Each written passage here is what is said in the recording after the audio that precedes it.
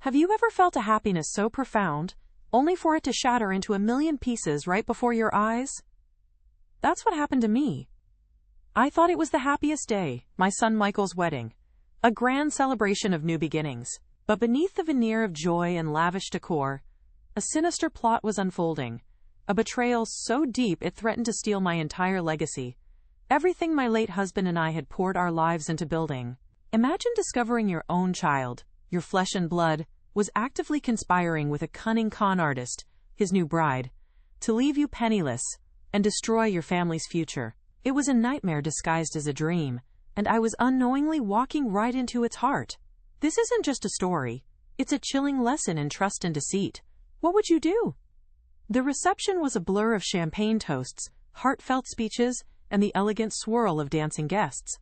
I, Eleanor Vance, sat at the main table, a dignified matriarch, basking in what I believed was the success of my son. The air hummed with celebration, the kind of joy that fills every corner of a room, making you believe in happy endings.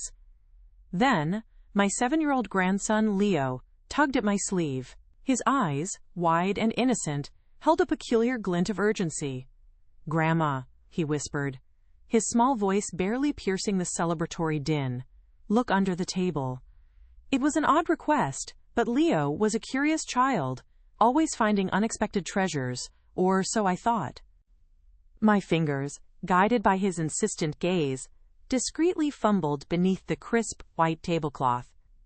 Instead of a dropped toy or a forgotten napkin, I felt something hard, metallic, and distinctly out of place. It was a small, sophisticated recording device, taped with surprising precision to the underside of the table. A cold dread began to coil in my stomach. Who would hide a recorder at a wedding? And why? The joyous sounds around me suddenly felt distant, muffled, as a chilling premonition washed over me. A silent alarm bell ringing deep within my soul. The festive atmosphere began to sour into something sinister. Later that night, the mansion was silent, the last echoes of celebration long faded. Alone in my study with only the soft glow of a lamp, I held the device, my hands trembling slightly. My heart pounded as I pressed play.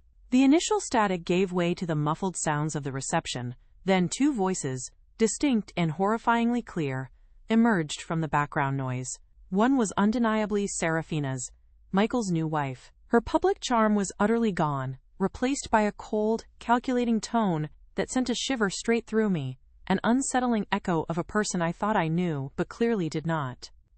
Her words cut through the silence like a knife. "We need to liquidate Vance Properties quickly," she stated, her voice devoid of any warmth, and then disappear with the profits, leaving Eleanor penniless and Michael free of his responsibilities. Vance Properties. My life's work. Built brick by painstaking brick with my late husband, Robert. My legacy. Then, Michael's voice, hesitant at first, then sickeningly eager in his agreement. My son. My own flesh and blood, complicit in this cruel scheme. The betrayal was a physical blow, a devastating realization that the man I raised was not just being swindled, but was an active, willing participant in my complete ruin. Listen to my story until the very end, hear every detail of what happened, and then tell me, what would you have done in my place? Today, you will see how I got my revenge in the best way, after my own son conspired with his new wife to steal everything I had. This isn't just a story, it's a chilling lesson in trust and deceit. What would you do? Have you ever felt a happiness so profound, only for it to shatter into a million pieces right before your eyes? That's what happened to me. I thought it was the happiest day, my son Michael's wedding, a grand celebration of new beginnings. But beneath the veneer of joy and lavish decor, a sinister plot was unfolding, a betrayal so deep, it threatened to steal my entire legacy, everything my late husband and I had poured our lives into building. The reception was a blur of champagne toasts, heartfelt speeches, and the elegant swirl of dancing guests. I, Eleanor Vance, sat at the main table, a dignified matriarch, basking in what I believed was the success of my son. The air hummed with celebration, the kind of joy that fills every corner of a room, making you believe in happy endings. Then, my 7-year-old grandson, Leo, tugged at my sleeve. His eyes, wide and innocent, held a peculiar glint of urgency. "Grandma," he whispered, his small voice barely piercing the celebratory din, "look under the table." It was an odd request, but Leo was a curious child, always finding unexpected treasures, or so I thought.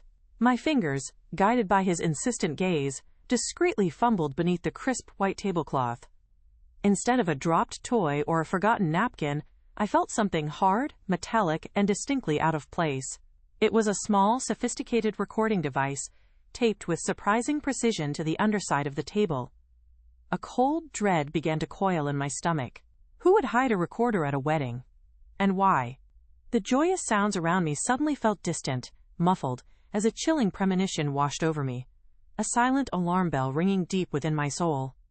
Later that night, the mansion was silent, the last echoes of celebration long faded. Alone in my study, with only the soft glow of a lamp, I held the device, my hands trembling slightly. My heart pounded as I pressed play. The initial static gave way to the muffled sounds of the reception, then two voices, distinct and horrifyingly clear, emerged from the background noise. One was undeniably Serafina's, Michael's new wife. Her public charm was utterly gone, replaced by a cold, calculating tone that sent a shiver straight through me, an unsettling echo of a person I thought I knew, but clearly did not.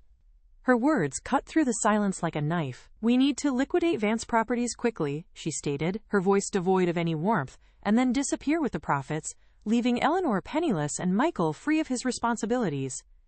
Vance Properties. My life's work, built brick by painstaking brick with my late husband Robert. My legacy. Then Michael's voice, hesitant at first, then sickeningly eager in his agreement.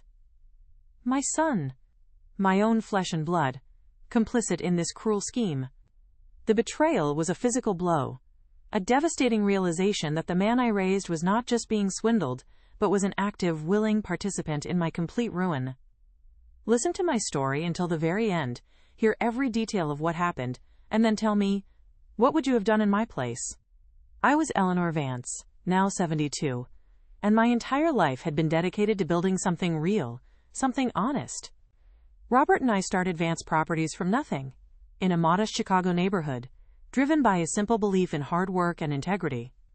We wanted to serve our community, not just make a fortune. We poured our hearts into it, making Vance Properties a trusted name, a pillar of the city.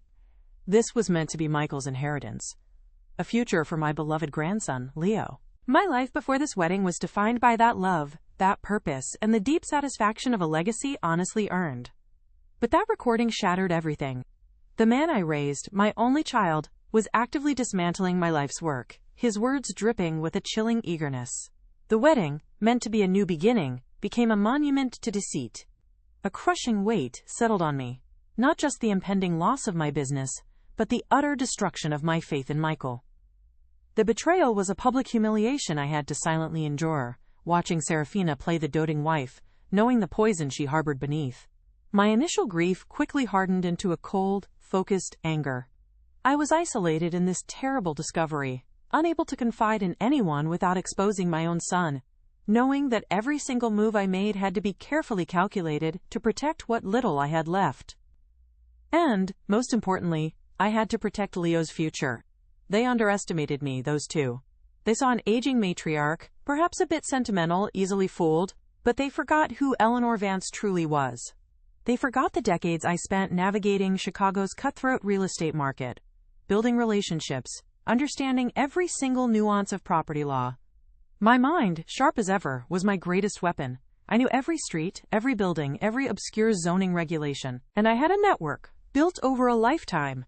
Frank, a retired detective who owed me a big favor, a discreet lawyer who understood complex corporate structures, and loyal employees at Vance Properties who had worked with me for decades, their loyalty to *me, not to Michael. They also overlooked something critical in their greed, specific legal clauses within the Vance Properties partnership agreement. Clauses I had quietly retained, long ago, giving me certain powers and protections in the event of malfeasance. Michael, blinded by Serafina, had completely missed them. My motivation was unshakable. Protect Leo, restore Robert's legacy, and ensure justice. Listen to this story until the end and tell me, what would you have done in my place? I'm Eleanor Vance, a woman who always believed in the sanctity of family and the weight of a hard-earned legacy, only to have it ripped apart on what should have been my son Michael's happiest day. His lavish wedding to Serafina Dubois, a woman whose enchanting charm masked a truly chilling deceit, became the unwitting stage for my impending ruin. My innocent 7-year-old grandson, Leo, was the one who, with wide, urgent eyes, led me to a small, sophisticated recording device discreetly taped beneath the main table. That night, alone in my study, pressing play became the most devastating act of my life. I heard Serafina's cold, calculating voice outlining a ruthless plan to quickly liquidate Vance Properties, the business my late husband Robert and I had built brick by painstaking brick, and disappear with every single profit, leaving me utterly penniless and Michael free of all responsibility. But the true, gut-wrenching blow was Michael's voice, hesitant at first, then sickeningly eager in his agreement. My own flesh and blood, my only son, complicit in this cruel, calculated scheme against everything I held dear, against my entire life's work and my future.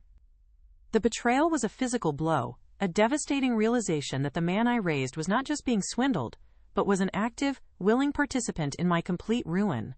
The joyous sounds of the reception, once a symphony of hope, now echoed as a mocking chorus of deceit, each memory tainted by the sinister plot.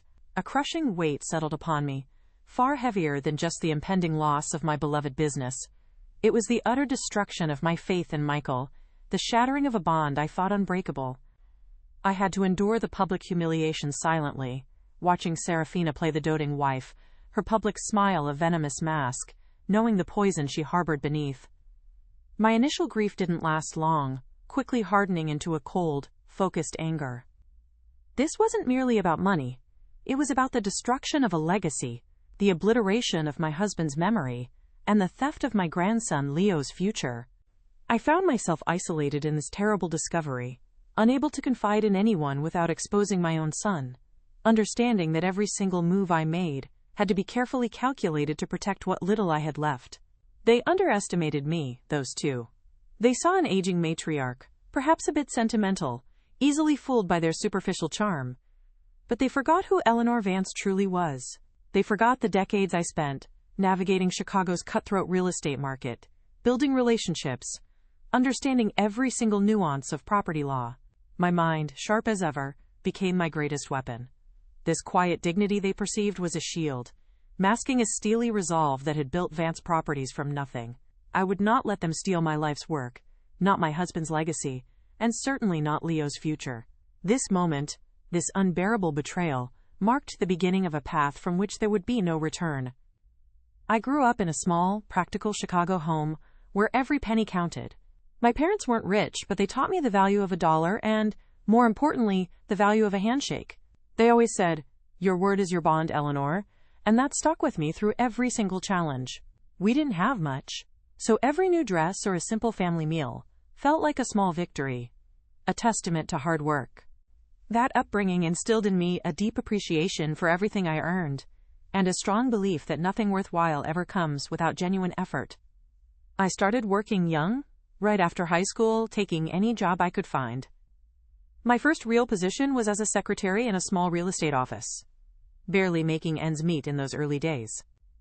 I watched how deals were made, the good ones and the shady ones, and I knew which path I wanted to take. It wasn't always easy. There were times I wondered if I'd ever truly get ahead, if my dreams were just too big for a girl like me. But I was stubborn, determined to prove myself, to build something lasting and honest. I learned to listen, to observe, and to understand people, soaking up every piece of knowledge.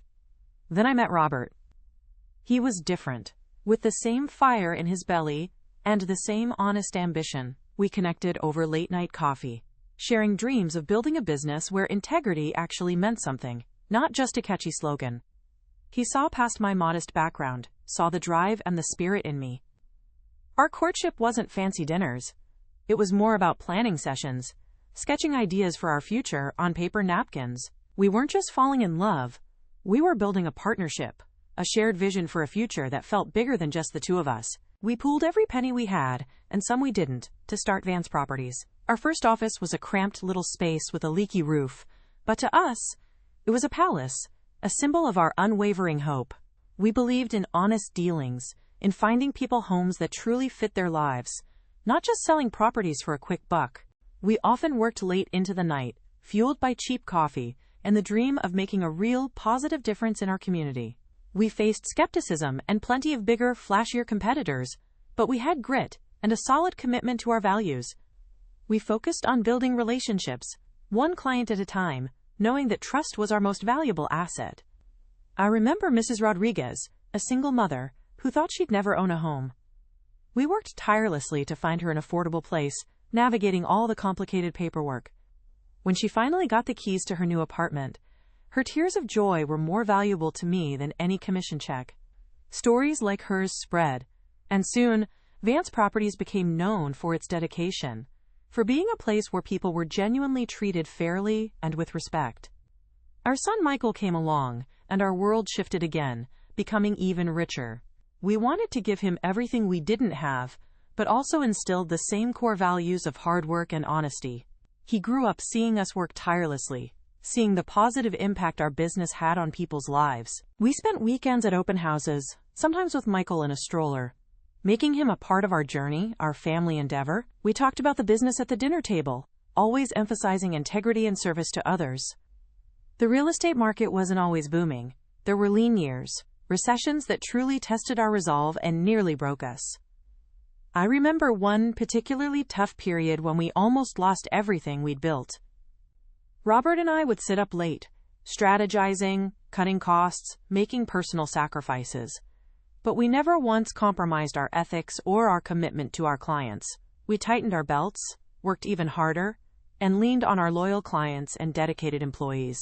We pulled through, stronger and more resilient, proving that integrity could weather any storm. Then, Robert passed away suddenly.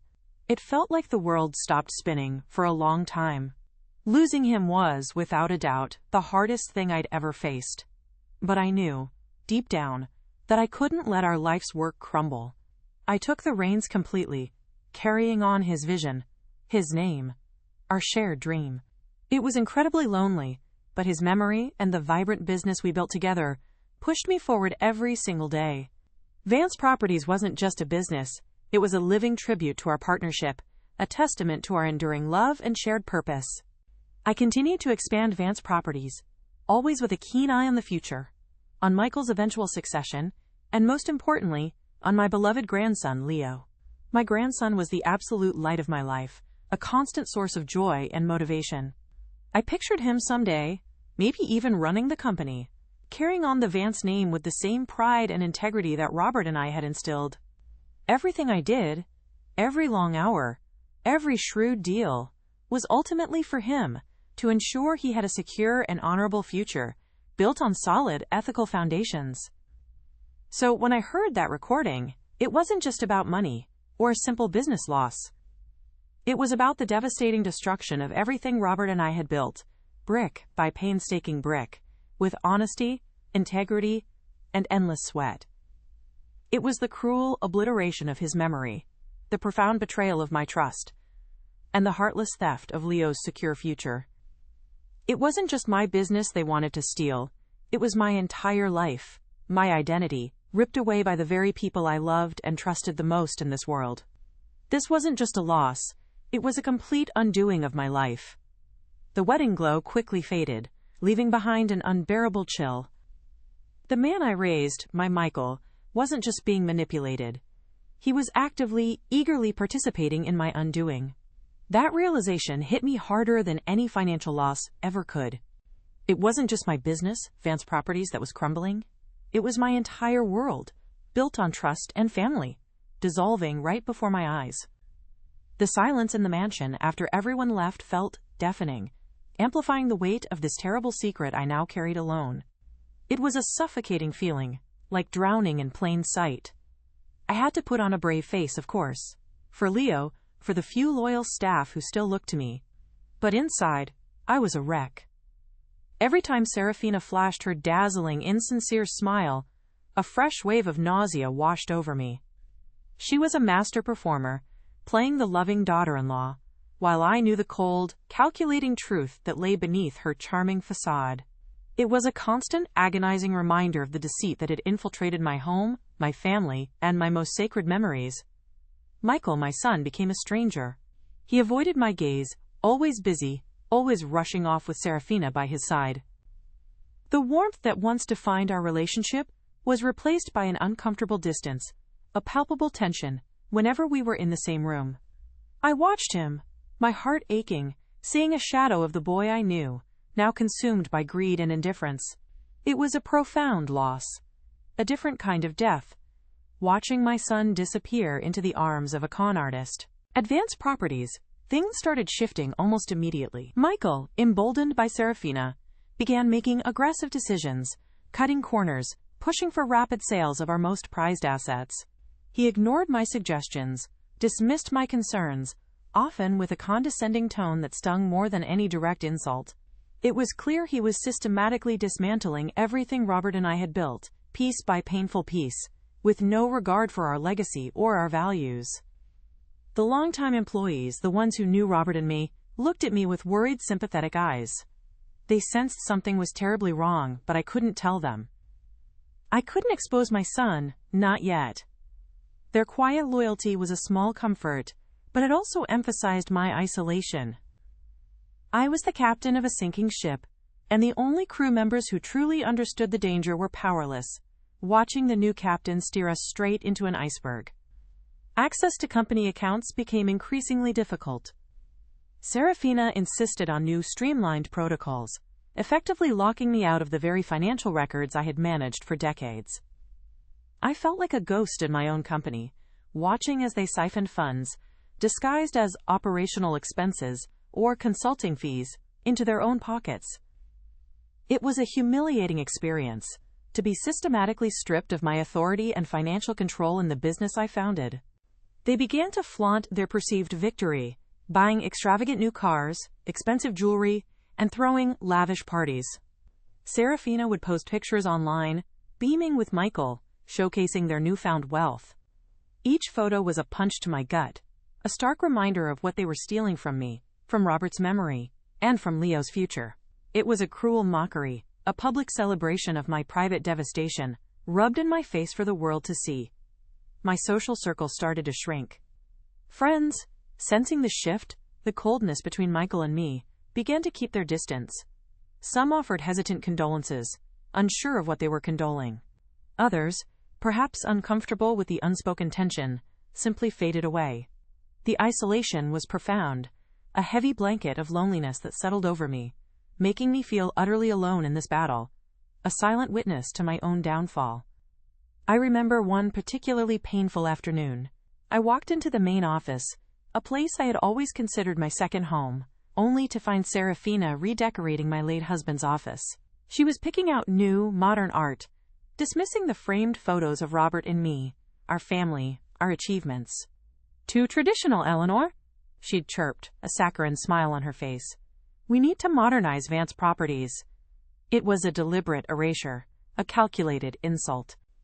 The legal team, once my trusted advisors, now seemed to defer to Michael. He had appointed a new, younger lawyer, a slick man who spoke in corporate jargon and always seemed to side with Michael's aggressive strategies. My voice, my experience, my decades of wisdom were systematically ignored, sidelined as if I were a senile old woman, incapable of understanding the new vision for the company. It was infuriating and deeply disheartening. I saw them laughing together one day in the main conference room, reviewing documents that I knew were critical to the company's future. Michael, normally reserved, was animated, his head thrown back in genuine laughter at something Serafina said. That glimpse, that moment of shared joy between them, fueled by my impending ruin, felt like a burning coal in my chest. They were thriving on my pain, growing stronger as I withered. Even Leo, my sweet grandson, started to notice the tension. He'd ask me why Grandpa Robert's picture wasn't in the office anymore, or why Michael seemed so busy all the time. Explaining it, or rather, not explaining it, while looking into his innocent eyes, was a crushing burden. I felt like I was failing him, allowing his future, his family legacy, to be stolen right from under his nose, and I couldn't even tell him why. The humiliation wasn't always grand. Sometimes it was small, quiet moments that chipped away at my spirit. Being excluded from important meetings, having my input dismissed in front of junior staff, seeing my name slowly disappear from company communications, while Michael's and Serafina's took center stage. Each slight was a tiny cut, slowly bleeding me dry, reinforcing the message that I was no longer relevant, no longer in charge. My nights became restless, filled with the echo of Serafina's cold voice from the recording, Michael's eager agreement. Sleep offered no escape, only replayed nightmares of my legacy being torn apart. I found myself pacing the silent halls of my home, the grand rooms feeling vast and empty, a monument to a life that was now being systematically plundered. I felt like a prisoner in my own house, watching the execution of my own life's work. There were moments I questioned everything, moments of profound despair where I just wanted to give up, to let them take it all. What was the point of fighting when your own son was against you? The thought was a dark, tempting whisper, offering an end to the agony. But then, I would remember Robert, his unwavering integrity, his belief in what we built. I'd remember Leo, his bright future, and that whisper would be silenced.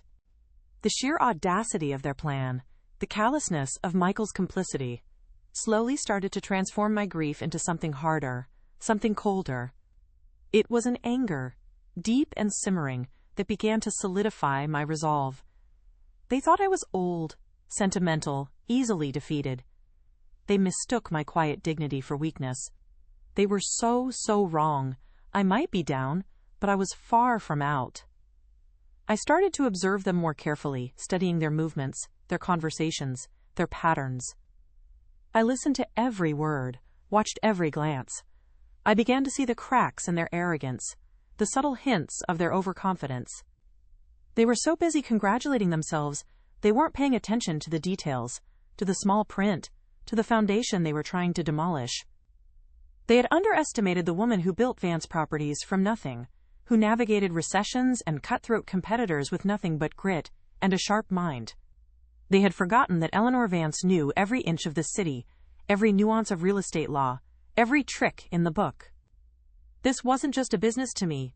It was my blood, sweat, and tears. And nobody was going to steal it. Lying awake one night, staring at the ceiling, the despair finally gave way to a surge of pure, unadulterated determination. My hands might tremble, my heart might ache, but my mind was as sharp as ever. This wasn't just about money.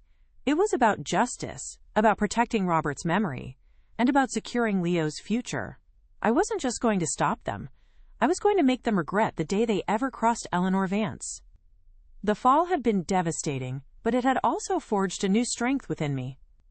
I might have been pushed to the very edge, but rock bottom became the solid ground on which I would rebuild. They wanted to leave me penniless and broken? They wanted to destroy my legacy? They were about to learn that some fires, once stoked, burn with an unquenchable fury.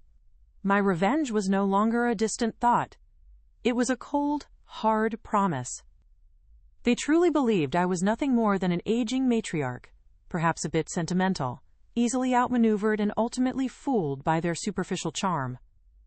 Serafina, with her dazzling practiced smile, clearly thought she had me completely wrapped around her finger, and Michael, my son, seemed utterly blinded by her, enthusiastically going along with her every cruel suggestion. They never once paused to consider the decades of relentless work, the countless battles fought in the cutthroat real estate market of Chicago, or the sheer resilience that had been forged within me through every challenge. They looked at my quiet dignity and mistook it for weakness, a clear path for them to sweep in and systematically dismantle everything Robert and I had painstakingly built together. Their monumental mistake was underestimating the fire that still burned deep inside me, the unyielding steel that had been tempered over a lifetime of building, surviving, and leading. They saw a vulnerable target, ripe for plundering, but they utterly failed to recognize a formidable survivor. What they failed to grasp was that every single brick of Vance Properties, every successful deal, every satisfied client, was a testament not just to Robert's vision, but equally to my sharp mind, my tireless effort, and my unwavering commitment. I wasn't merely a supportive spouse or a figurehead. I was the architect of its growth, the one who navigated every intricate negotiation, weathered every economic downturn, and ensured our reputation remained pristine. My 72 years weren't a burden of age. They were a vast, invaluable reservoir of practical knowledge, hard-won experience, and a finely honed instinct for detecting deceit. This wasn't some abstract business entity to me. It was my life's work, running through my very veins, and I knew it intimately. More than just general business acumen, I possessed an almost encyclopedic knowledge of Chicago's real estate market, a detailed map etched into my memory. From the grand historic downtown skyscrapers to the smallest, most charming neighborhood bungalows, I knew every property, its history, its potential. I understood every obscure zoning regulation, every historical preservation caveat, and every twist and turn of local property law. I had personally drafted or meticulously reviewed countless contracts over the years, understanding the fine print and its implications far better than any new, slick lawyer they could possibly hire. This wasn't just a job. It was my intricate, detailed world, and I knew its rules and vulnerabilities inside and out, a silent advantage they completely overlooked. And then there were my connections, a network painstakingly built over a lifetime of honest dealings and mutual respect. They foolishly assumed my influence had waned with time, that my contacts were merely relics of a bygone era, irrelevant in their modern scheme. They were profoundly mistaken. The first person I instinctively thought of was Frank, a retired detective with a reputation for discretion and thoroughness. Frank owed me a significant favor from years ago, a delicate personal matter I had quietly helped him navigate when he had nowhere else to turn. He was a man of impeccable integrity, a quiet professional who could meticulously dig up information without ever leaving a trace or making a ripple. He would be my eyes and ears in the shadows, an invaluable asset. Next, I discreetly reached out to an old colleague, a brilliant but exceptionally discreet lawyer, specializing in the most complex corporate structures. He wasn't the flashy, high-profile type, nor did he charge exorbitant fees, but he was meticulously precise and understood the intricate dance of legal loopholes and corporate bylaws like no one else. He knew exactly how to navigate the labyrinthine legal system without drawing unwanted attention, how to strategically protect assets, and crucially, how to pinpoint the subtle weak points in even the most carefully constructed and seemingly impenetrable schemes. He was a silent, intellectual weapon, sharp and ready to be deployed with surgical precision, a resource Serafina and Michael couldn't possibly anticipate. Even within the very walls of Vance Properties, they had foolishly overlooked my true allies. Michael, basking in his newly acquired position, mistakenly believed he commanded absolute loyalty from every employee, but he was profoundly mistaken.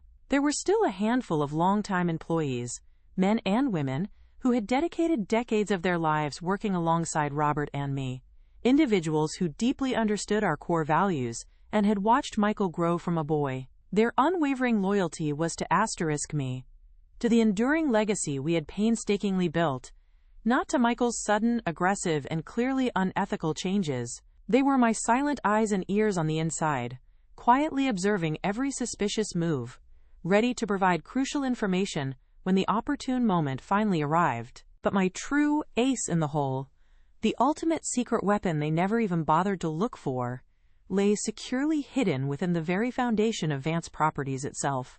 Years ago, ever the shrewd pragmatist, I had quietly and foresightfully retained specific, meticulously worded legal clauses within the original partnership agreement. These weren't widely publicized or easily discovered. They were carefully crafted protections I had put in place, specifically designed to grant me certain powers and vital safeguards in the unfortunate event of malfeasance, or any illicit attempts to dismantle the company without proper cause or ethical consideration. This was my personal insurance policy, a safety net woven into the very fabric of the business. Michael, utterly blinded by Serafina's intoxicating charm and his own burgeoning greed, had completely disastrously missed them. He had breezed over the dense, intricate legal documents, eager to sign whatever she placed in front of him, brimming with a naive confidence that his aging mother was far too old, far too sentimental, and far too trusting to ever effectively challenge him. He saw the company as his personal inheritance to recklessly pillage, not as a carefully structured and legally fortified entity with robust built-in defenses. His colossal oversight was monumental, a gaping, fatal flaw in what they believed to be their perfectly foolproof plan, and it would ultimately be their undoing. This relentless pursuit wasn't merely about winning back a business or reclaiming lost wealth. It was about profoundly honoring Robert's cherished memory, the man who had poured his heart and soul into building this dream alongside me, and, most importantly, about safeguarding Leo's innocent future. My beloved grandson deserved a legacy built on unwavering honesty, integrity, and genuine hard work, not on the treacherous sands of deceit and betrayal. That unshakable, deeply personal motivation fueled every single decision I made, sharpened every thought, and hardened my resolve with an unyielding purpose. It was a driving force far more powerful than any amount of money, a sacred promise I made to myself and to the precious ones I loved. They had mistakenly believed they had stripped me bare, leaving me with nothing but my profound grief and the ashes of my past. But in their arrogance, they had inadvertently given me something far more potent, a renewed purpose, a cold, crystal-clear path forward, and an indomitable will to fight. The crucial pieces were all there, scattered around me like vital clues in a complex puzzle. My decades of experience, my loyal network, and my hidden legal defenses. The game, I realized, was far from over. In fact, it had only just begun. And this time, I was playing not just to win, but to meticulously dismantle their entire scheme and claim justice for everything they so cruelly tried to steal. The game, I knew, had truly begun, but this time, I was dictating the plays. I maintained my facade of a slightly bewildered old woman, nodding absently, even forgetting minor details. They saw it as my decline, growing bolder in their arrogant confidence. Meanwhile, Frank, my discreet retired detective, was already deep into Serafina's past. I had given him every scrap of information I possessed, urging him to unearth her true identity and any skeletons she'd buried. I had a strong feeling her history was far from clean, a tangled web of lies waiting to be untangled. My next move involved subtly sabotaging their rapid asset liquidation. Whenever Michael pushed for a quick sale of a valuable Vance property, I'd innocently bring up an obscure zoning regulation or a forgotten environmental assessment. "Oh dear, did we consider that old covenant?" I'd ask, feigning concern. These seemingly minor oversights caused frustrating delays, raising red flags for potential buyers and making deals less attractive. Concurrently, Sarah, our loyal accountant, was my eyes inside, quietly providing crucial financial documents detailing Serafina's illicit transfers and exorbitant consulting fees. Frank's updates, always brief and coded, were devastatingly effective. He confirmed Serafina Dubois was merely an alias, her real name, Serena Thorne, a professional con artist with a lengthy rap sheet of fraud and bigamy across multiple states. The most shocking discovery was a prior marriage to a wealthy, elderly man who had mysteriously vanished years ago, leaving behind a substantial, untraceable fortune that Serena had somehow acquired. This revelation wasn't just about financial fraud. It hinted at something far more sinister, a calculated pattern of disappearance that sent a chill down my spine. Armed with this irrefutable evidence, my sorrow for Michael hardened into a cold, unwavering resolve. I called a high-stakes board meeting, presenting it as a final push to streamline asset sales, a prospect Michael and Serafina eagerly embraced as their ultimate triumph. I spent days with my discreet lawyer, meticulously organizing every piece of evidence. Frank's detailed reports, Sarah's incriminating ledgers, and the crucial legal clauses Michael had so foolishly ignored in our partnership agreement. Every document was a weapon. My hands were steady, my mind razor-sharp. The time for quiet observation was over. The time for undeniable justice had arrived. The day of reckoning arrived, crisp and charged with unspoken tension. Michael and Serafina entered the boardroom, radiating an air of smug, premature victory, ready to finalize the sale of our most valuable building. They sat across from me, oblivious, their pens hovering over the contracts. I let them present their hurried, flawed plan, listening patiently with a serene, almost imperceptible smile. When Michael, brimming with self-satisfaction, finally asked for my final approval, I slowly pushed a thick, heavy folder across the polished mahogany table. "Before we sign anything, Michael," I said, my voice cutting through the silence with an unexpected sharpness, "I believe there are a few critical details we need to discuss regarding Serafina, or perhaps, as the documents here suggest, Serena Thorne."